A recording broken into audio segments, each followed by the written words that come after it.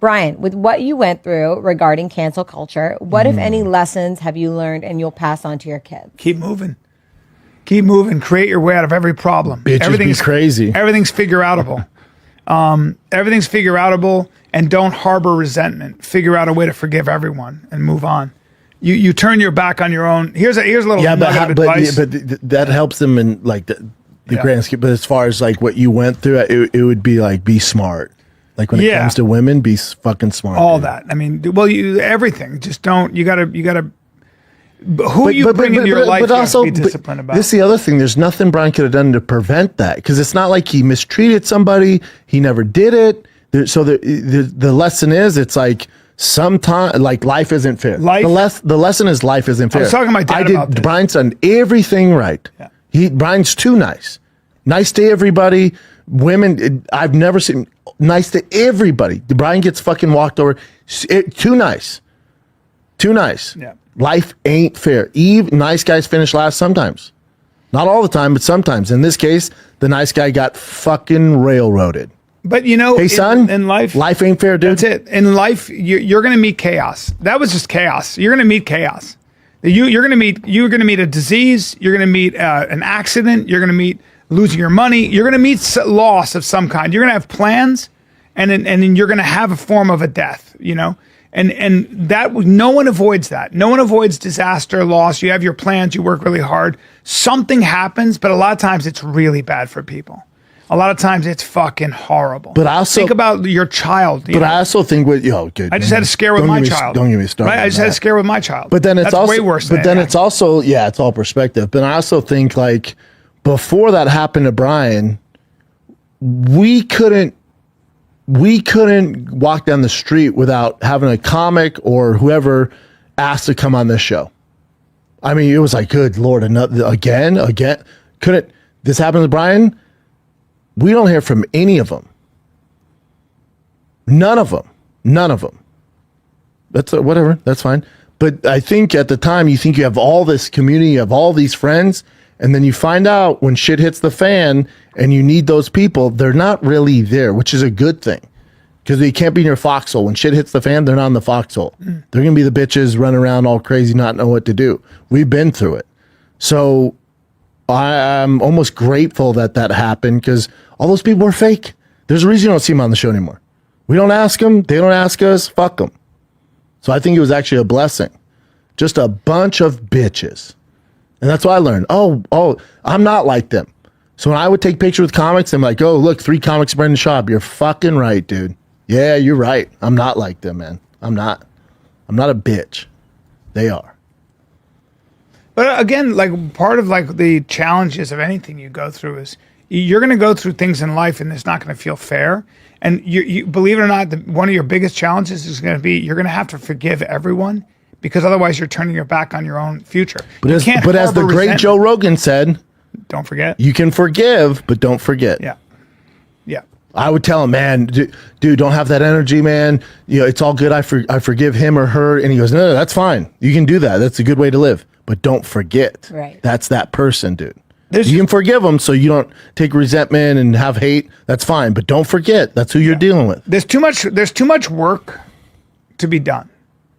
I don't think you get anything out of revenge or anything. That's it. There's too much work to do. Just keep moving. You just keep moving. Be your best version of yourself. That's all you can do in life. I don't care what you're going to go through, and you're going to go through something. I promise you'll go through something. Everybody does. You'll go through 2 things, maybe 3 things. But the people that I know that I really admire that keep going, they saw a lot of chaos, and they figured it out. So you can too. Okay, so a lot happened there. First and foremost, Brian Callen's too nice, except when it comes to Bobby Lee, and he's threatening Bobby Lee's career with Joe Rogan because he was given 300 pages of evidence saying Bobby Lee and Kalila and me started the Fighter and the Kids subreddit. Holy crap. So a lot was said there. Schaub going off on comedians who won't do his podcast anymore. And he had another slight justification of why he doesn't do stand-up comedy anymore when he was like, yeah, I take a selfie and they say 3 comedians in Schaub.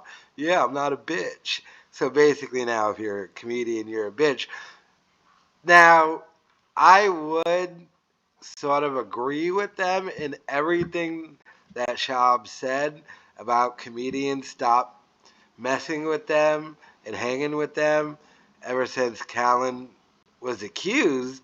Here's the problem, though. They were the first ones to do it when Chris D'Elia was accused.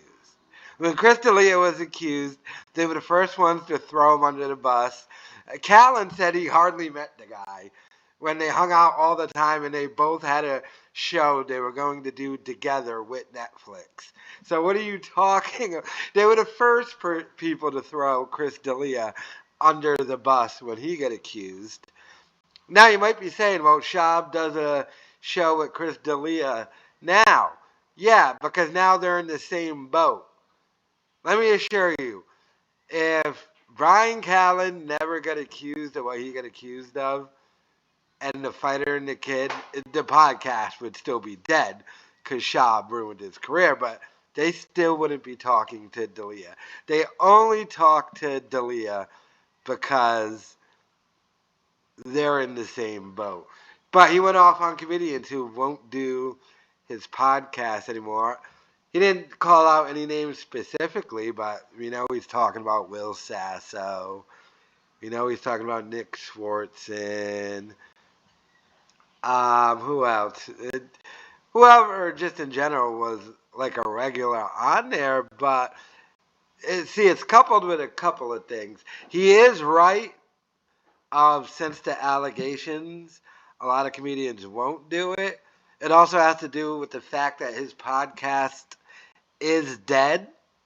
So why would you want to do his dead, stupid podcast anyway? But there is some degree of they don't want to mess with them because of the allegations, because people still want to kiss up to Joe Rogan and get on Joe Rogan, and they are still of the belief that the way to accomplish that is to buddy up with Brendan Schaub, and they are right to some degree with that notion, but yeah, I mean, just look at Callen. He's just like, I was on my way to making it at past 50, and I got accused. But like I said, they cut off D'Elia and did the same thing. The infamous Schaub crying and Callen saying he hardly knows him and met him like once in his goddamn life. So I don't know. The whole thing is just incredible to me. But yeah, let me know your thoughts in the comments.